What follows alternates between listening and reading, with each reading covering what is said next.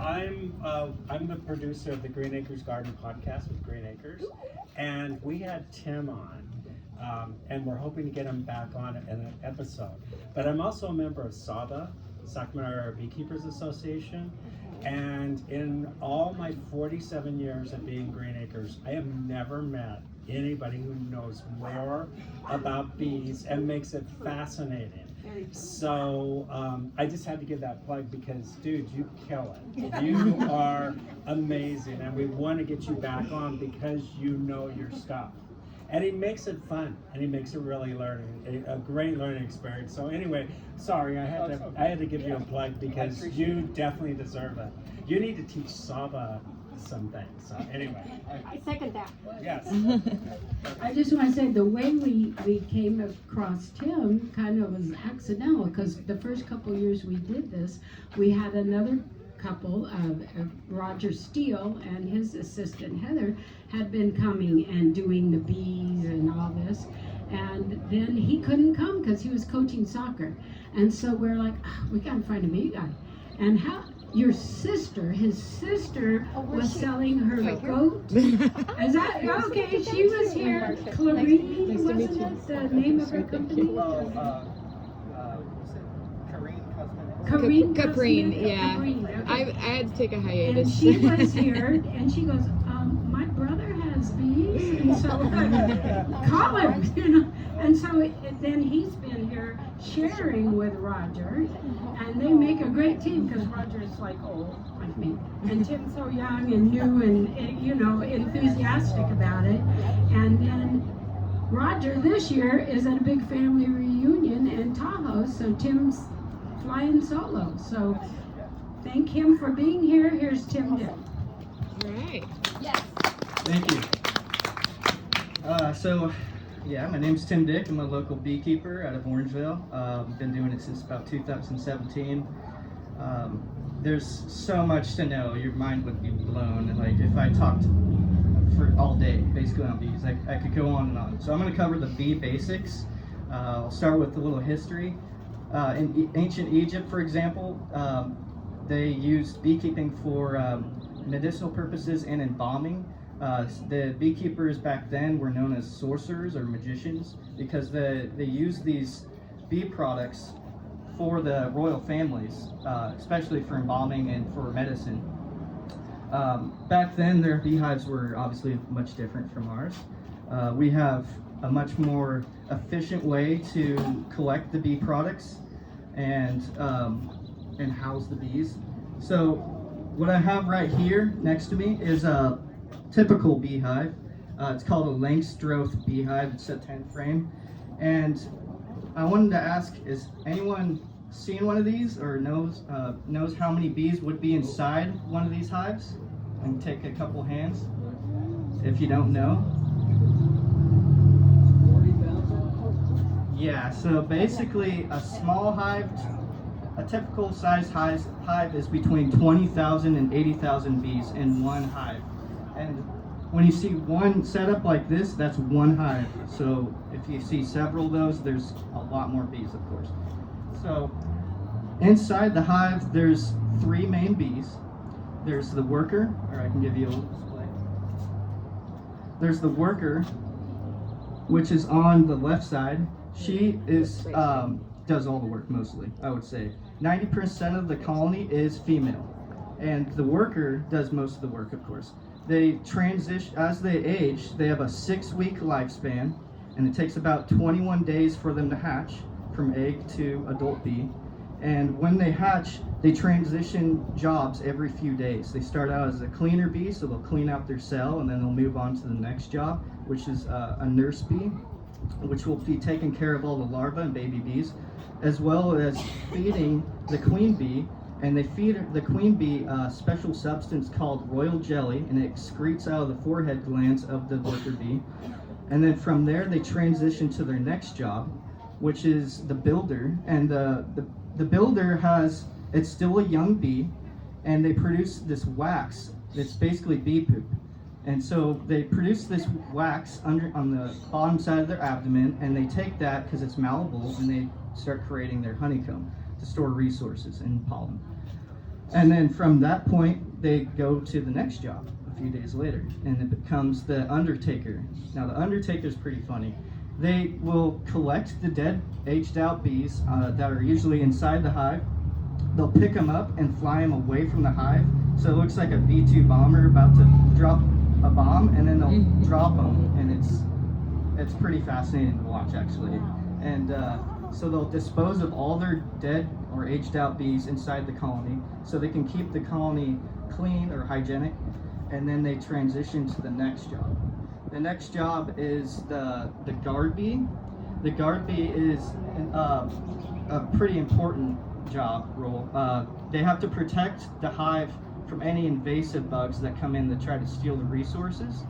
And if they don't, say this entrance is, since this is wide open, it makes them susceptible for neighboring colonies to rob the resources if they're a small colony.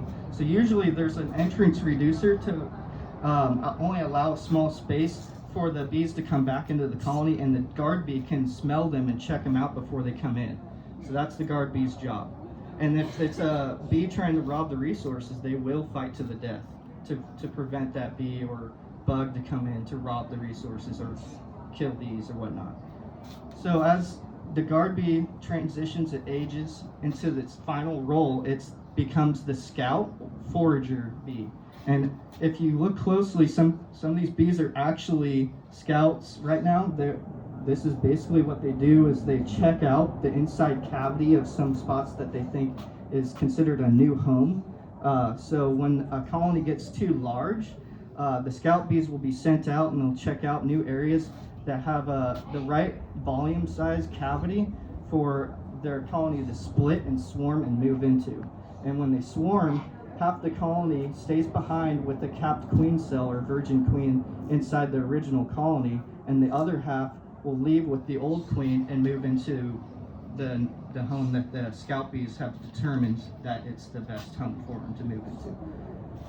So the worker does all the work. She's like in charge of the colony, and that's 90% of the colony. The other bees, the queen, her main job role is to make sure she lays up to 1,500 eggs a day to 2,000 eggs.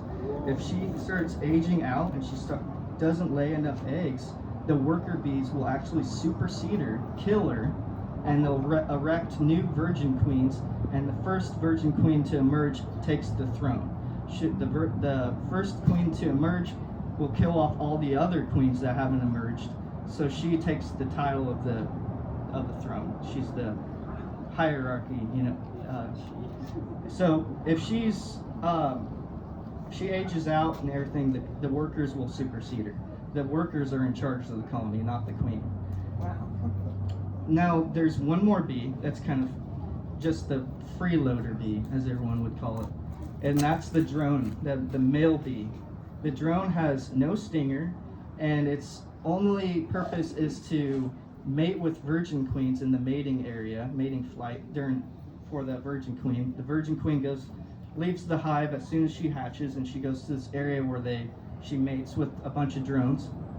And the drone, if he doesn't mate with the queen, the new queen, they will just freeload in the resource area and eat as much honey as they can, and then until they die, which is 6 weeks. Another fun fact that you should know about the queen is she doesn't have a lifespan of 6 weeks. She will live up to 2 to 5 years. And this is because her main diet is royal jelly her entire life, from larva to adult bee. The only difference between the worker and the queen bee is the diet.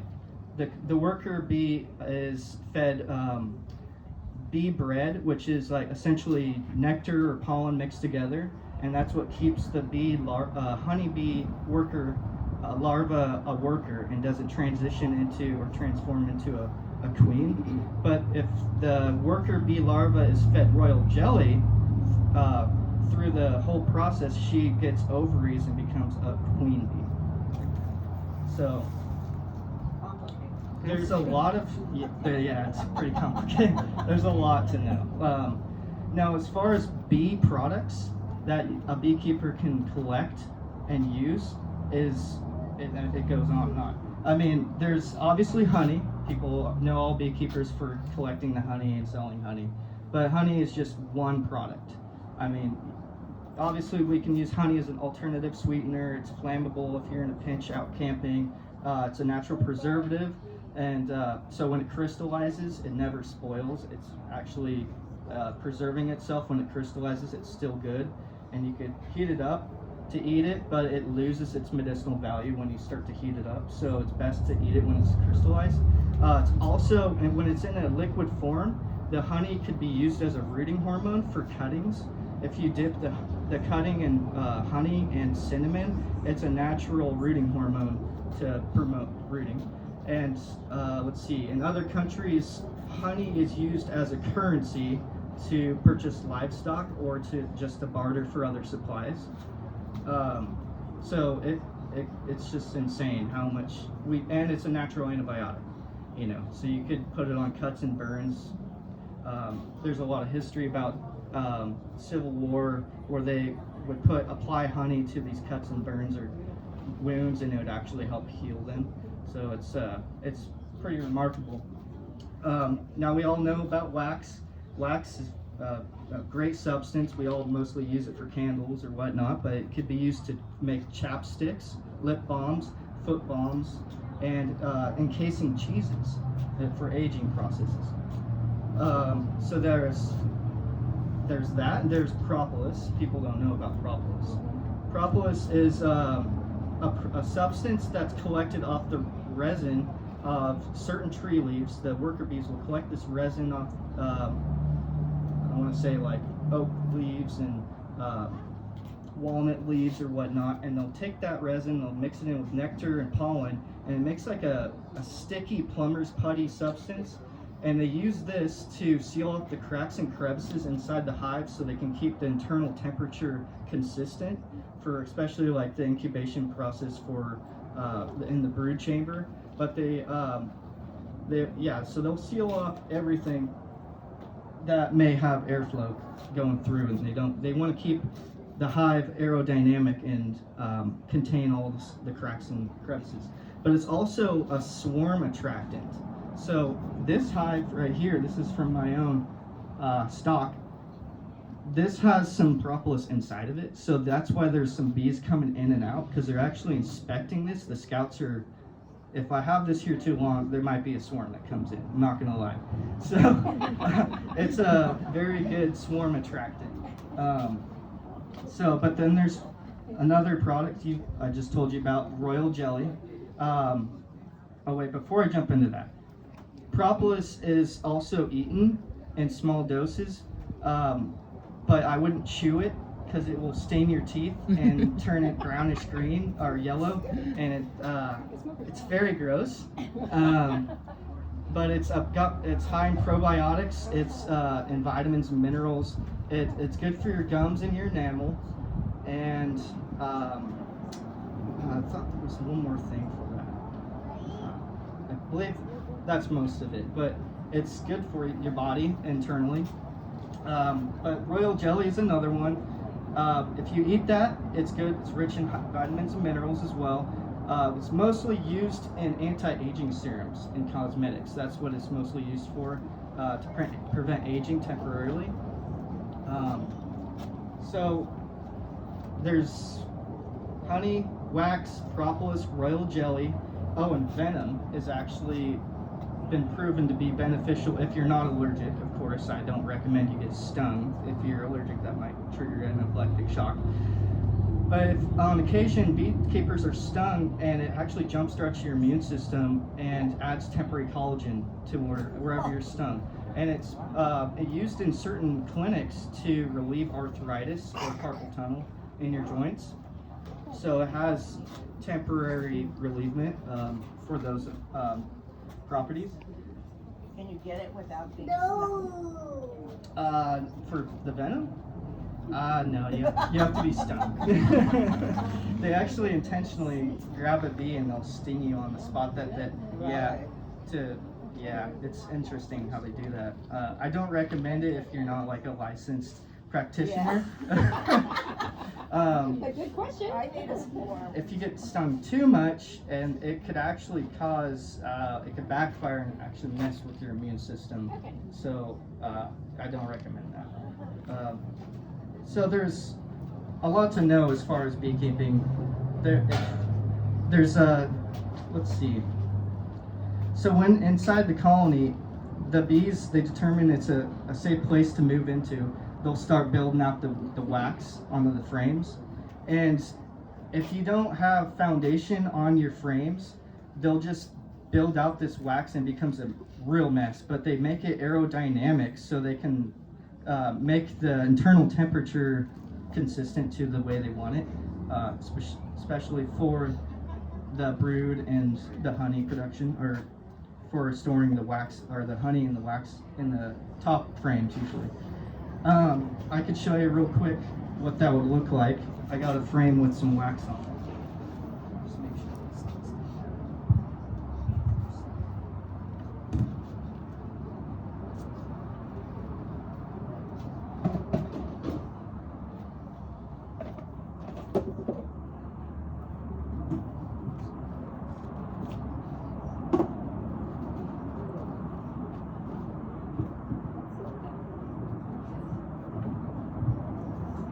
So they built this wax out like this because I didn't have any frames next to this frame, so they start building the wax out further, and it becomes a, if you let it go too long, they'll literally make like a double-decker wax off of the way they built this originally. So it'll be really messy and really hard to work with. But on this side, you could see, if you want to come up later, you can take a look. But on some of these cells, they have pollen stored in here, so this was definitely used as a resource frame. Obviously, I have more things to talk about as far as beekeeping, but I would literally make you fall asleep, probably. Is there? Oh, there's one more thing. What is this thing here? Is that the hive? These are all parts that go to this hive. Oh, the thing there beside this. Oh, this right here. Yeah. Oh, this is a frame from a shallow. So there's two sizes to this hive setup. This is a medium box or a shallow, and this is a deep box. So the deep box is used for the brood.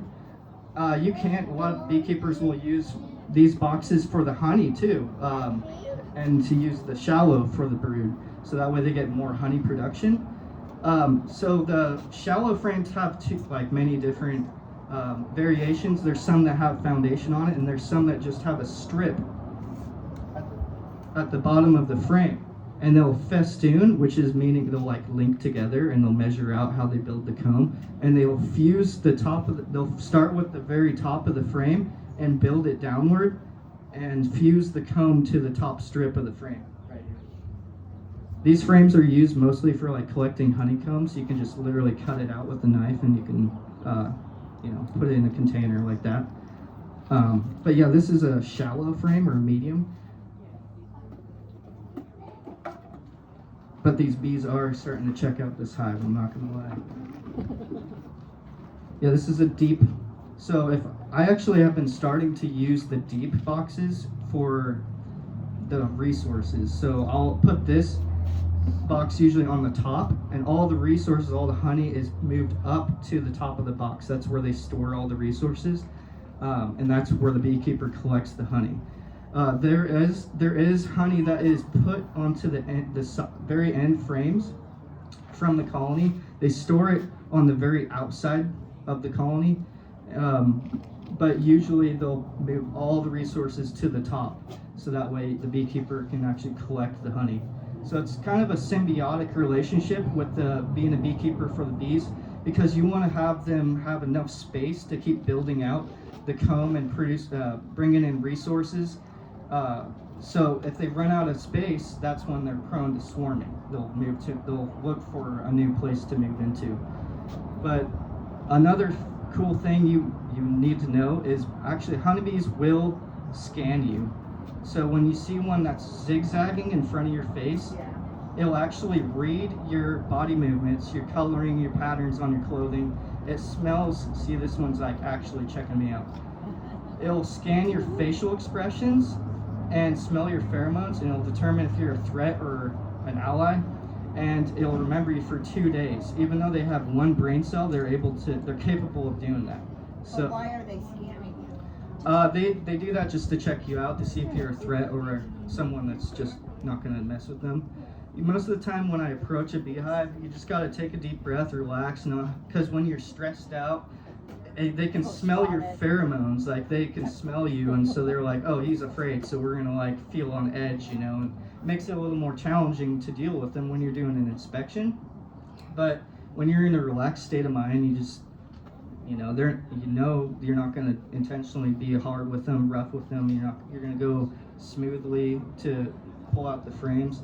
But you're not there if you're just being at a picnic, say, they're still scanning you even if it has nothing to do with your hive. Yeah, they will. They'll check you out from time to time.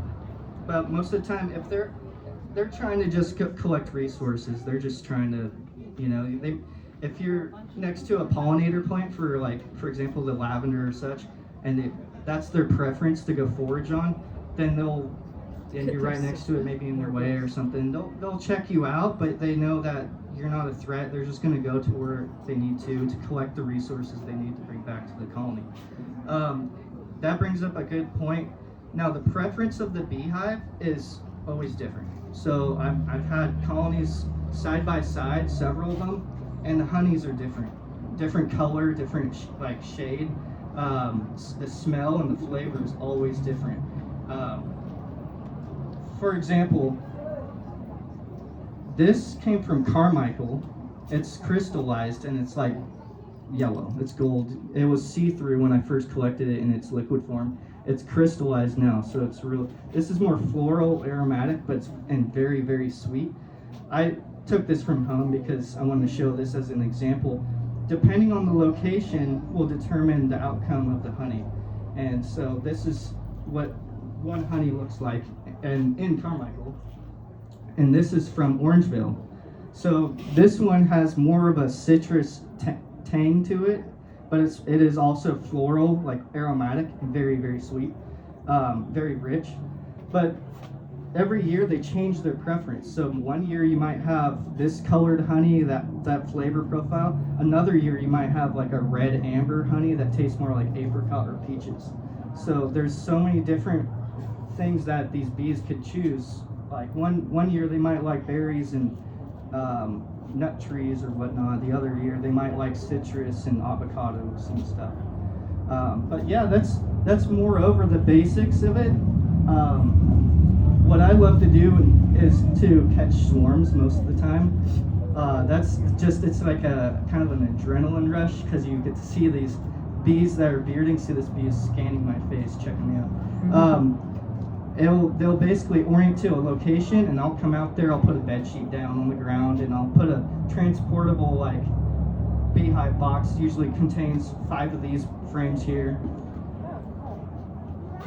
And what I'll do is I'll spray that swarm or that cluster of bees with sugar water. And what they do is they have to clean themselves, and they can't go airborne, so they kind of clump up on themselves.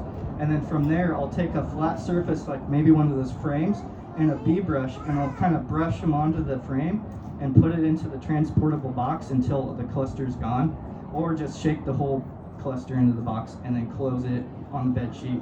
Wait a couple hours, and they'll all march into the box. And it's a fascinating process. And once you got the queen, it's game over. It's just you move them to wherever location you want at that point. Do you wear a bee suit when you do that? I do, yeah. When they swarm, they're actually in their most calm state of mind, because what they've done once they left that original colony is they stuffed their bellies full of honey, so they're like honey drunk. And so they're really just trying to find a new spot. They don't want to attack anyone. They just want to find a spot to orient to, so then they can immediately start building out comb and wax and storing the wax with resources. But any other questions? I noticed some of them that are here are small and some are big. Is that just because they're more mature, or are there varieties? So that's because there's different breeds. So there's for example, there's the carniolans. They're a darker blackish gray bee. They're smaller. They're more prone to swarming, but they're great wax producers. Very, very gentle, calm demeanor, gentle temperament. They're phenomenal honey producers. The honey, I think, is richer from those bees. I prefer those bees in general because I can split those colonies more often, and the honey they produce is very, very rich. It's like you can like chew the honey. It's just so tasty. There are the Italians as well. Italians are bigger. They're kleptoparasite though in comparison to the carniolans. They will try to rob their neighboring colonies. Some beekeepers say that the Italians are more gentle temperament than the carniolans, but from my personal experience, I think that the carniolans are more gentle. I've had Italians in there, they were kind of aggro and like were bouncing off of my beehive suit and stuff, and I was like, okay, these bees need to be requeened or something. So, and I can requeen too. That's a whole nother process. That's the process of when I determine a colony's aggressive, I'll intentionally kill that queen, and then from there, 2 hours later, they'll realize they're queenless, and so they'll start erecting queen cells from that last queen's eggs and larvae. And so I'll take out those queen cells about a few days later, like 3 to 4 days, and then I'll let them kind of go into resource store mode because they have no eggs and larvae to convert into new queens. So they're queenless and they go into like a resource store mode. And then like a week later, I'll bring in a frame of eggs and larvae from a gentle temperament colony, and they'll see that, oh, there's eggs and larvae, we can convert to a new queen, and then they'll create a new queen, and so you outbreed all the aggressive genetic lineage in like a few weeks. How do you know which one's the queen? The queen has, like her abdomen is twice the size of a normal worker bee, and she has like her wings, they fold a certain way, so there's like a button on the back of her neck, and you can use a marking pen to actually mark her like a different color so that you can spot her easier if it's hard to spot her. But most beekeepers can spot the queen pretty quick because they've seen many queens. And but most of the time, she's quite large. You can pinpoint her out pretty quick. There are occasions when I've had trouble spotting the queen because, for example, the carniolans are smaller and the queens are smaller, and they look so much similar to each other, so it's hard to pinpoint the queen with the carniolan colony. But yeah, if there's an aggressive colony, I'll collect them still, and I'll outbreed the genetic lineage to have gentle temperament bees, because no one really wants aggressive bees. You know, it's harder to work with them. But you still want to have bees for pollination purposes, which is an absolutely crucial role. If we don't have bees, we'll start, we won't have fruits and vegetables, and everything will go in steady decline, and we'll be starving. So without beekeepers, honeybees have less than 20% survival rating in the wild. There are feral bees that are out in the woods and such, but they usually collapse. The colony collapses in like 1 to 2 years because there's invasive bugs that came from Asia that have been causing viruses and just cause them to just collapse because they get like deformed wing disease and they can't fly out to go and forage on plants and such, and the mites eat like the honey and stuff, and they just keep reproducing. And it's pretty bad.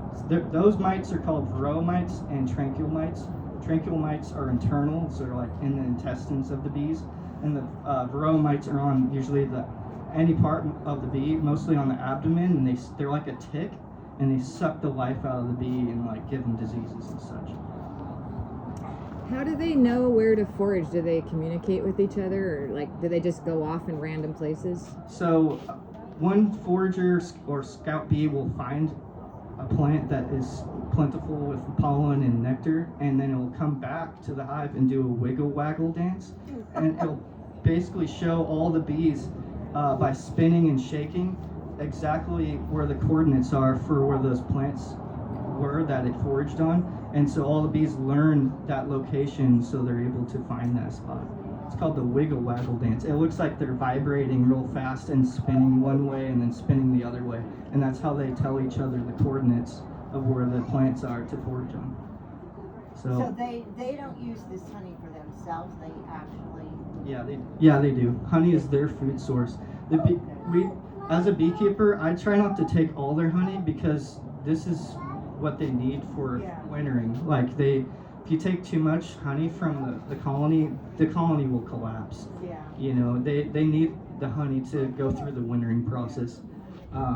But if they have too much honey and too much pollen stored up and their space is taken over, they don't have enough room to kind of keep building out because they're just constantly working, they will swarm. Or I've heard of colonies collapsing because they have too many resources, which is kind of bizarre. But So since you're on the topic of colony collapse a few years ago, it was all over the news, we were afraid we were losing all the bees, and what's the story with that, what's the status now? well, there's a lot of controversy about like the stuff that's sprayed in the atmosphere that's causing the bees to die off, pesticides, the bromites, the tranquilmites, and the hive beetles, another bug that came from Asia. That it's a beetle that can fly, but the bees have a hard time killing them and pushing them out of the hive. And the hive beetle basically will eat all the resources, and it lays its eggs in the brood chamber with the other eggs, bee larvae and eggs, and it'll eat all the other bee larvae nearby. It'll eat through the comb and as a maggot and kill all the other bees, and then it will hatch as a beetle and come up and eat the honey. And it does this antenna trick where it tricks the worker bee with its antennas, making it think it's a worker bee, so the worker bee will feed it. So it's it's a trip. But most of the time, I've heard it's mostly pesticides, to be honest, and stuff that's been sprayed in the atmosphere. But there was, I was reading something where we worldwide we lost 80% of our colonies last year, and I lost a few too, even though I did all the right things. I treated all my bees at a certain time of the year. But as a beekeeper, you're gonna win some, lose some kind of things, and you just got to be ready to split your colonies as fast as possible when it comes to springtime, so that way you can replenish the ones that you lost. And it's really the most important thing, is to try to keep them going, but you want to have a lot of different plants for them to forage on. That's really important for keeping your bees healthy. There's a lot of different plants, pollinator plants, that keep them hygienic and their immune system strong. For example, oregano, lavender, thyme, mint, and all these different plants like that are pollinator plants.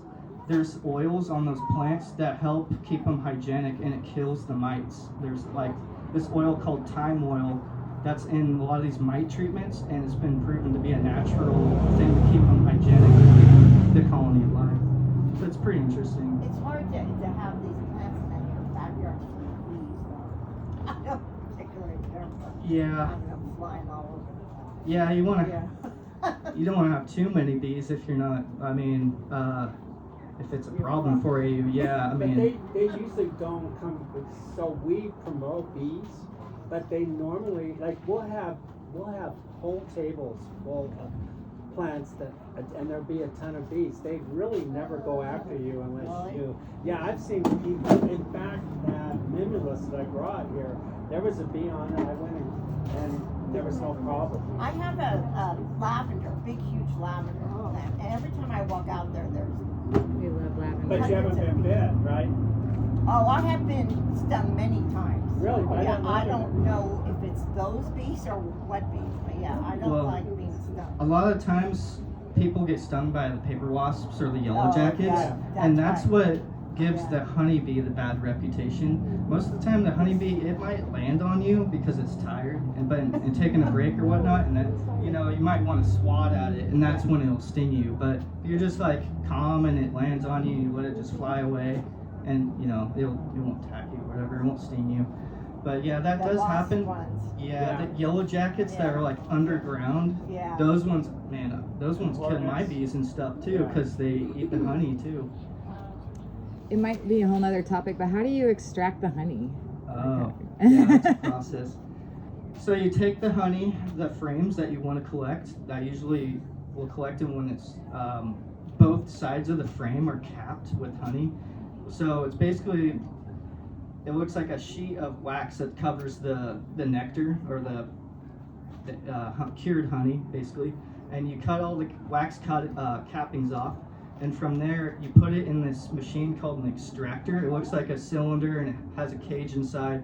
And it uses centripetal force to pull the honey out of the cells to the inside walls of the extractor machine. And there's a tap at the bottom, so all the honey drains to the bottom. And from there, I take a 5-gallon bucket or like a sanitized bucket with a 2 filter system, like a stainless steel filter, and I'll open the tap on the extractor and let it drain into that strainer, and then that product that comes out at the very end is like your finished product. So there's no wax, no nasty dirt and stuff. It's really rich and clean. So, and then from there, that bucket has a tap too. So then you just drain that bucket into like the containers that you choose or purchase online, and then you can fill those up, put your label on it, and sell it that way, or give it to friends and family for Christmas and stuff like that. But yeah, it's kind of a process. You have to collect a decent amount of frames. I'll do usually a few colonies, collect all the frames up to like 20 at a time, because it's an all-day process, and you want to have enough to like fill up your 5-gallon bucket. And you do have enough to fill up 5 gallons?